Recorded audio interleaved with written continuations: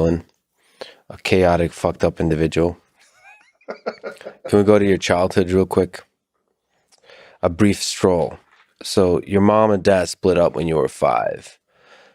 From a Jungian perspective, if you look at your subconscious, what impact do you think that had on you in forming who you are as a man, as a human being? Well, at the time, I thought that my father was like a hero.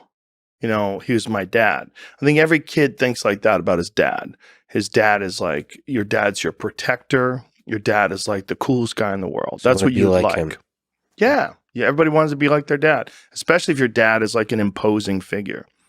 I remember one time me and my cousin got in a fight over nothing. It was like over who's tougher, King Kong or Godzilla. Yeah. Over nothing. That's an important, but yeah. And he said, actual fight, actual physical I punched him in the face. And this is when you were like 5? Yeah. And so, which side were you on? King Kong. Okay. I was wrong. Godzilla's like way bigger. Yeah. Godzilla's 500 feet tall and he shoots fire out of his mouth. Yeah. Are you sure? I mean, there's an argument to be made. It's not all about size, right? No, there's no argument to be made. 500 feet tall versus 50 feet tall. One's a gigantic dinosaur. One is a stupid monkey who gets shot down by a plane. You don't think you can't kill Godzilla? Godzilla, like no, take it back? No, okay. You can't kill Godzilla with a plane. Like that shit wouldn't work in Godzilla. Yeah. Killed King Kong. Right. King Kong in the new movies kept growing. He's getting bigger and bigger. Yeah, got to the point where he's as big as Godzilla. It just feels like King Kong is stronger. Oh, stop. Back take, immediate back take.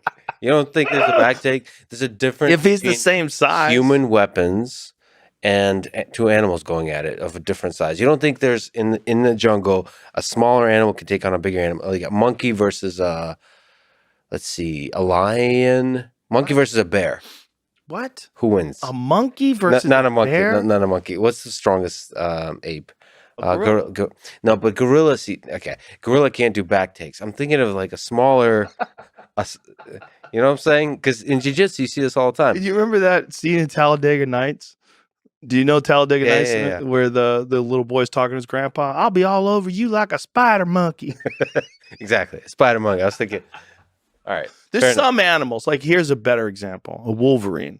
Wolverines chase wolves and bears off of their kills, and they're not very big at all. They're just so ferocious, and they're so durable. Like it's very hard to kill a wolverine. Yeah, and there's videos of like cats, like not actual cats, like domestic cats, or domestic dogs starting shit with much larger animals. Yeah, and if they're ferocious enough. Well, pit bulls are a great example of that. Pit bulls are small. Like real game-bred pit bulls are like 35, 45 pounds. And they'll kill much larger dogs. Anyway, you were on King Kong's side. Yeah, so shit out of your cousin. I remember he said to me, like I thought I was in like real trouble because I remember my cousin's mom was yelling at me and it was like, you monster, all this crazy shit. So my dad got me alone and he said, tell me what happened. And I told him, you know, we got in a fight. We were arguing over King Kong and Godzilla. And I punched him in the face. And he goes, did you cry? I go, no. He goes, good. Don't ever cry. And I remember that. Like, whoa. Okay. And I remember thinking, all right, I'm just going to start punching people. Because, like, obviously my dad thinks it's a good idea if I go running around punching people as long as I don't cry. Like, I remember certain things about, you know, and also like this is again, like we were talking about watching Lenny Bruce and getting a timeline of what the world was like back then. This was a different world. Yeah. You know, in 1970, this would have been 1972.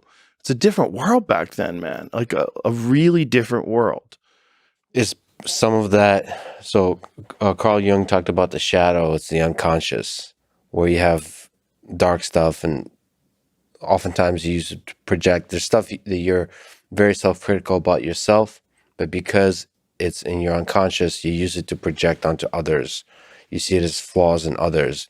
And that's a good way to, like, whatever, I think he has a a quote like everything that irritates us about others can lead us to an understanding of ourselves. So that's a nice way to investigate yourself, like something that pisses you off. You start asking questions of your own mind, and that's how you bring it to the surface. But anyway, from that, those are formative years. From that time, is there still stuff in your unconscious you think you haven't examined? Some dark shit? I don't think so. I'm not aware if it is, because I've looked.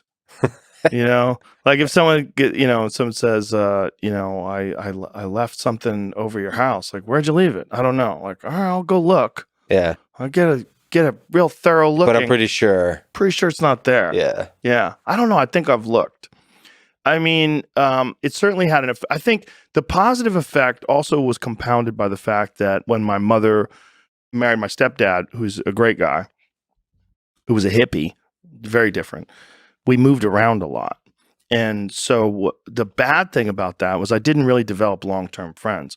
The good thing about that was that I was forced to develop my own opinions about things.